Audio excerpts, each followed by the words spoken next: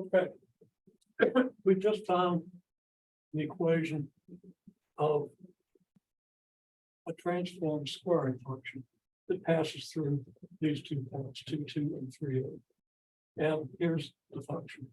We've verified that it passes through those 2 points. The graph looks kind of like this one. I originally drew this one and it wasn't a good idea. It didn't have the right shape. This one isn't exactly right, and the axis symmetry needs to be about here. But so be it. Okay, now we want to do the y equals ab to the x function, which is a transformation of the a times 2 to the x function, or the toolkit exponential function. We did quite a bit of this already when we divided this equation by this equation and immediately found that the form. We're going to do that again by a more general method. We have 2 equations. AB squared equals 2 and AB cubed equals 8. Now, I accidentally wrote down 3 here and solved the thing, and that wasn't right. Okay, but that's supposed to, I mean, it was right if this was 3. It would have been 2, 3, I'd have had the right function. Okay, so here are our 2 equations. What do? Well, one method is it works for these equations. What we did here, when we found b equals 4, we divided both sides of, well, you divided the right-hand side of the second equation by the right-hand side of the first, and that had to equal the left-hand side of the second equation divided by the left-hand side of the first. We immediately found that b was equal to 4. Okay, another way of solving this, take the equation ab squared equals 2, and we're going to solve it for a. Meaning we're going to divide both sides by b squared, and we're going to get a equals 2 divided by b squared.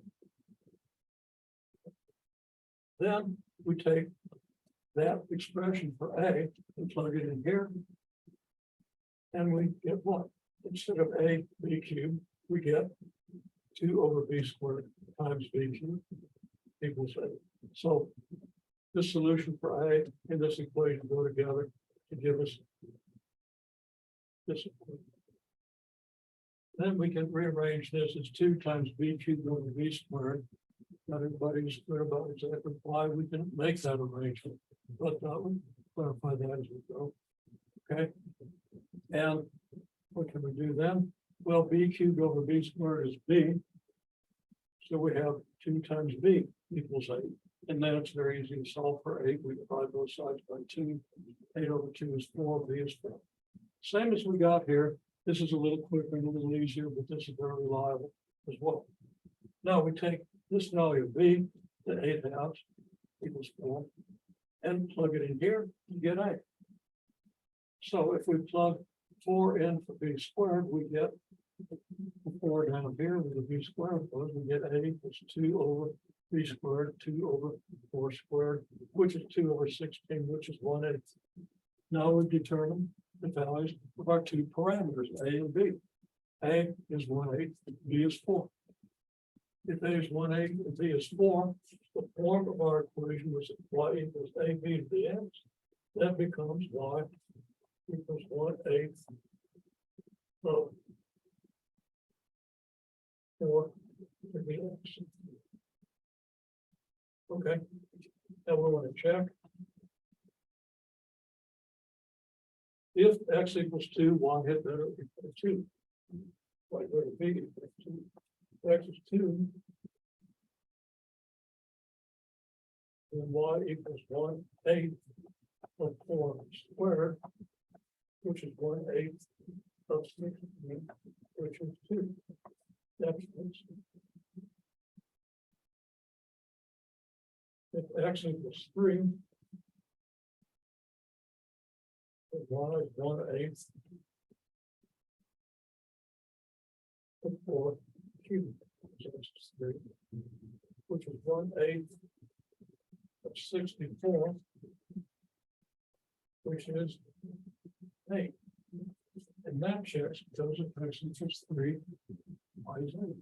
So we have now an exponential function whose graph passes through the point 3, 8. if we if the exponential function's graph might look something like this. It's very close to the graph of the square function, but it won't be the same. It behaves in some very different ways, even though it's kind of close here. If you go past this point, the two graphs get further and further apart. Two functions behave with pretty different characteristics. Okay. Now, what can we do here?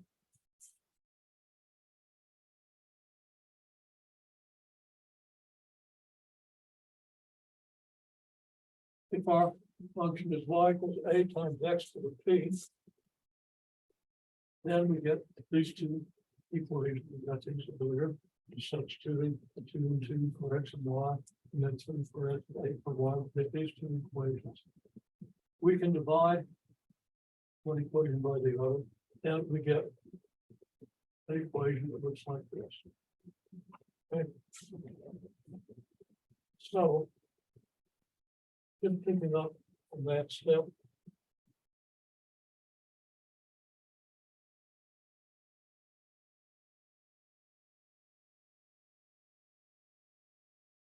Eight equals 2 over 2 to the p multiplied by 3 to the p. This rearranges to 8 equals 2 times 3 to the p over 2. And 3 to the p over 2 to the p.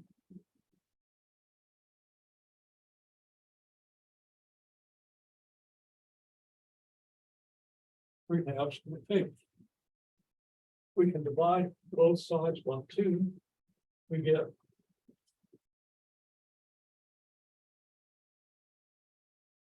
3 halves to the p equals 8 over 2. Or 3 halves to the p equals 4. How do we solve for p? Unless you know about logarithms, you're lost. Okay. So it turns out if you know logarithms, you find that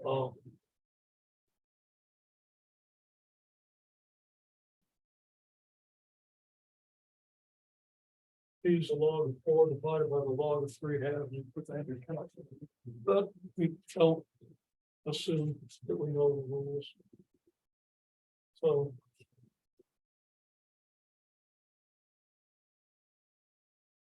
that's 30. We can't do a whole lot more with this. Okay.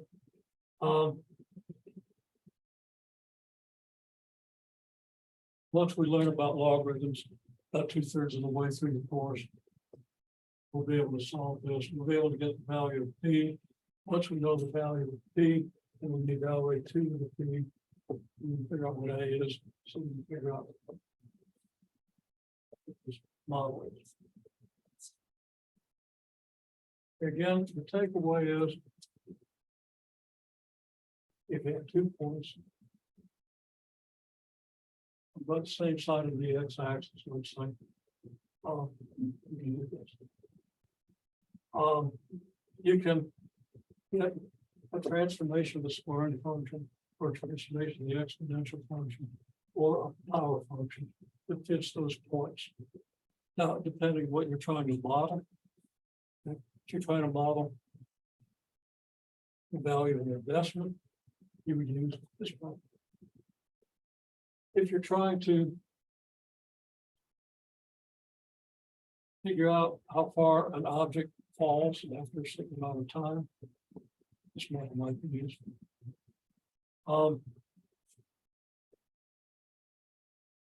There are geometric models correspond to this, proportionalities, and I can't give you a really simple example of that without a little more explanations. So take my word for it. This is very important too. We'll learn how to interpret those models. We'll learn how to use those models to do really useful things, and also give you the background that you're going to need to do well in the calculus course.